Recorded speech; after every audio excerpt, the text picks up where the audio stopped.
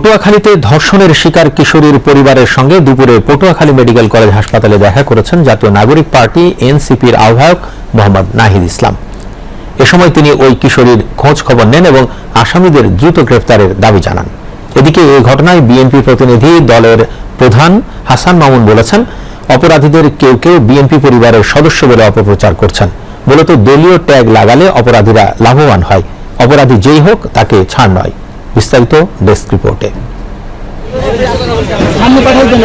জুলাই বিপ্লবের শহীদের নির্যাতিত কলেজ পড়ুয়া মেয়েকে দেখতে দুপুরে পটুয়াখালী পৌঁছান জাতীয় নাগরিক পার্টির আহ্বায়ক মোহাম্মদ নাহিদ ইসলাম। সরাসরি পটুয়াখালী সদর হাসপাতালে গিয়ে ভুক্তভোগীর খোঁজ খবর নেন এবং পরিবারের সদস্যদের সঙ্গে কথা বলে সার্বিক সহযোগিতা ও পাশে থাকার আশ্বাস দেন।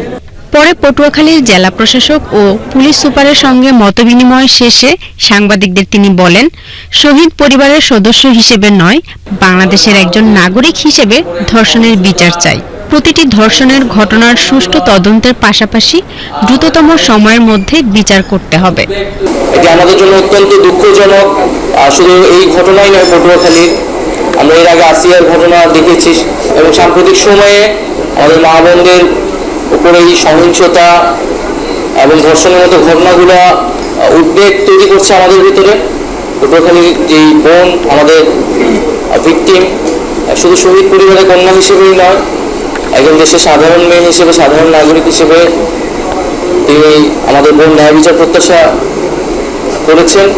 দ্রুত সময়ের মধ্যে আর সুষ্ঠু তদন্ত করে এটার বিচার, এই ঘটনার বিচার নিশ্চিত করতে হবে এবং শুধু এই ঘটনার নয়, এই ধরনের ঘটনাকে রোধ করার জন্য কঠোরতম শাস্তির ব্যবস্থা করতে হবে।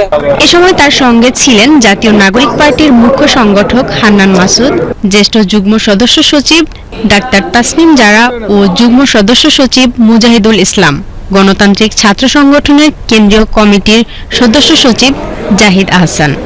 এদিকে বিএনপির ভারপ্রাপ্ত চেয়ারম্যান তারেক রহমানের নির্দেশে দলের কেন্দ্রীয় নির্বাহী কমিটির সদস্য হাসান মামুনের নেতৃত্বে একটি দল কিশোরীর পরিবারের সাথে দেখা করেছেন। এ সময় তিনি বলেন, অপরাধীদেরকে কেউ কেউ বিএনপির পরিবারের সদস্য বলে অপপ্রচার করছেন। মূলত দলীয় ট্যাগ লাগালে অপরাধীরা লাভবান হয়, সুতরাং অপরাধী যেই হোক তাকে ছাড় নয়।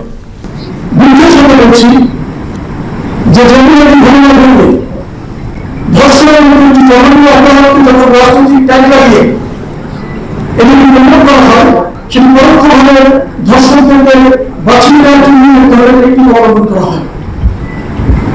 সকল অপরাধীকে আমরা অপরাধের দৃষ্টিতে রাখি এবং অপরাধীর শাস্তির জন্য আমরা সর্বোচ্চ ত্যাগ স্বীকার করতে এবং আন্দোলন করতে আমরা প্রস্তুত আছি। বাংলাদেশ জাতীয়তাবাদী দল, জাতীয়তাবাদী মহিলা দল এবং অন্য সংগঠনগুলো এই নির্যাতনের পাশে ঘটনা পত্রিকা আছে। গত মঙ্গলবার সন্ধ্যায় দুমকি উপজেলার পাঙ্গাশিয়া গ্রামে পিতার কবর জিয়ারত শেষে নানাবাড়ি যাচ্ছিলেন ভুক্তভোগী কিশোরী। কিশোরীর বাবা পটুয়াখালীতে জুলাই গণ অভ্যুত্থানে একজন শহীদ। আমার ভাই মোহাম্মদ জসিমউদ্দিন জুলাই আগস্ট আন্দোলনে শহীদ হয়েছে। আমাদের একটাই দাবি, আমরা দর্শকদের সর্বোচ্চ শাস্তি আছে এবং মেয়রদের নিরাপত্তা আছে। এই ঘটনায় অভিযুক্তরা হলেন পাঙ্গাশিয়া ইউনিয়নের আলগি গ্রামের মামুন মুন্সির ছেলে সাকিব মুন্সি এবং সোহাগ মুন্সির ছেলে সিফাত মুন্সি। অভিযুক্ত সাকিব মুন্সিকে পুলিশ আটক করলেও পলাতক রয়েছেন সিফাত মুন্সি। Zakia Anika, BTV news.